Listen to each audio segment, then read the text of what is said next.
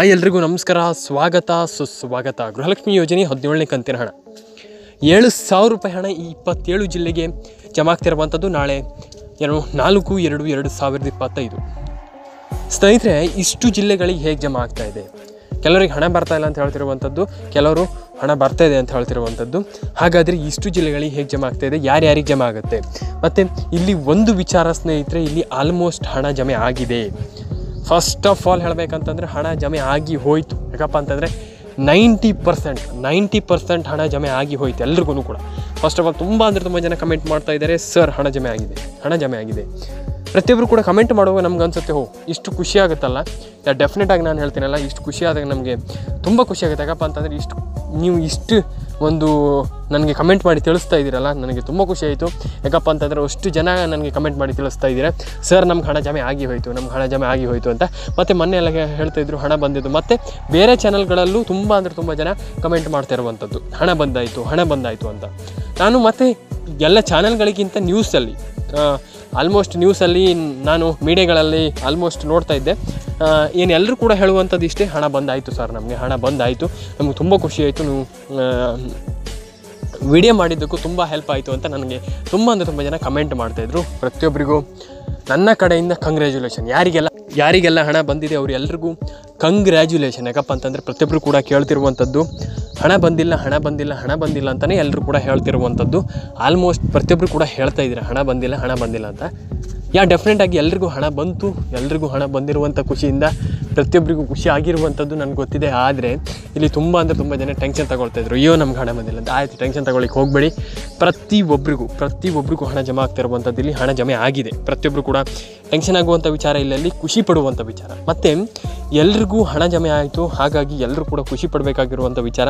ಎಲ್ರಿಗೂ ಹಣ ಬರಲಿ, ಎಲ್ಲರೂ ಕೂಡ ಹಣವನ್ನು ಪಡ್ಕೊಳ್ಳಿ ಸ್ನೇಹಿತರೆ. ಇಲ್ಲಿ ಎಲ್ರಿಗೂ ಹಣ ಬರಲಿ ಸ್ನೇಹಿತರೆ. ಪ್ರತಿಯೊಬ್ಬರು ಕೂಡ ಇಲ್ಲಿ ಕಮೆಂಟ್ ಮಾಡ್ತಾ ಇದ್ದಾರೆ, ಎಲ್ರಿಗೂ ಹಣ ಬರಲಿ ಸ್ನೇಹಿತರೆ.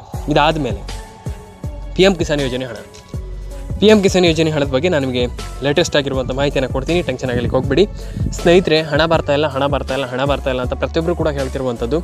PM ಕಿಸಾನ್ ಯೋಜನೆ ಹಣದ ಬಗ್ಗೆಯೂ ನನಗೆ ತಿಳಿಸ್ಕೊಡ್ತೀನಿ. PM ಕಿಸಾನ್ ಯೋಜನೆ ಹಣದ ಬಗ್ಗೆ ಅದ್ರ ಬಗ್ಗೆ ಇಲ್ಲಿ ತುಂಬ ಜನ ಕೇಳ್ತಿರುವಂಥದ್ದು, PM ಕಿಸಾನ್ ಯೋಜನೆ ಹಣ ಬಂದಿಲ್ಲ ಸರ್, ನಮಗೆ ಏನು ಕತೆ, ಹಣನೇ ಬರ್ತಾ ಇಲ್ಲ ಅಂತ.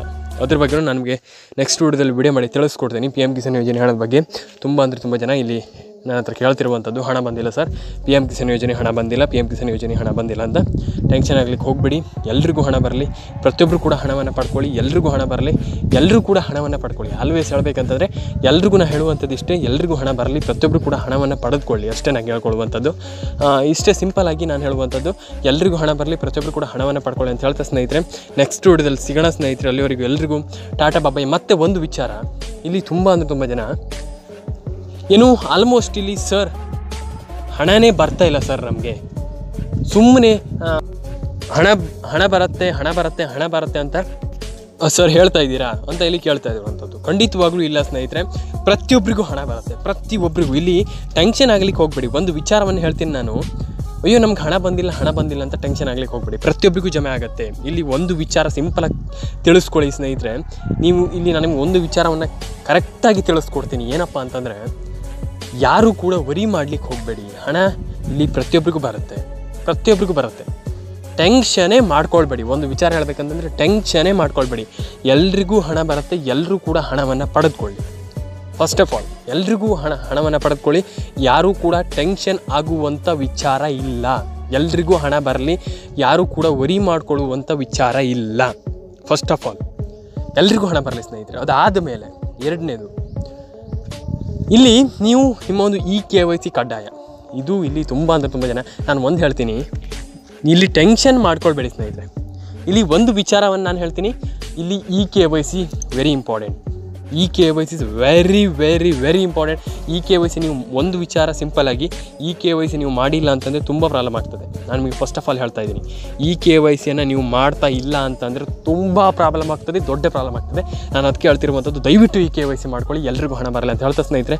ನೆಕ್ಸ್ಟ್ ವಿಡಿಯೋದಲ್ಲಿ ಸಿಗೋಣ ಸ್ನೇಹಿತರೆ. ಲೈಕ್ ಮಾಡ್ಕೊಳ್ಳಿ, ಶೇರ್ ಮಾಡ್ಕೊಳ್ಳಿ, ಸಬ್ಸ್ಕ್ರೈಬನ್ನು ಮಾಡ್ಕೊಳ್ಳಿ.